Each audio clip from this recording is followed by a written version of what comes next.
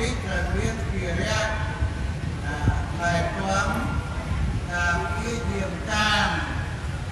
ថែទាំកុំឲ្យបាក់បែកពីត្រង់រងគ្រាដោយប្រការណាមួយដោយសេចក្តីព្រានប្រហែល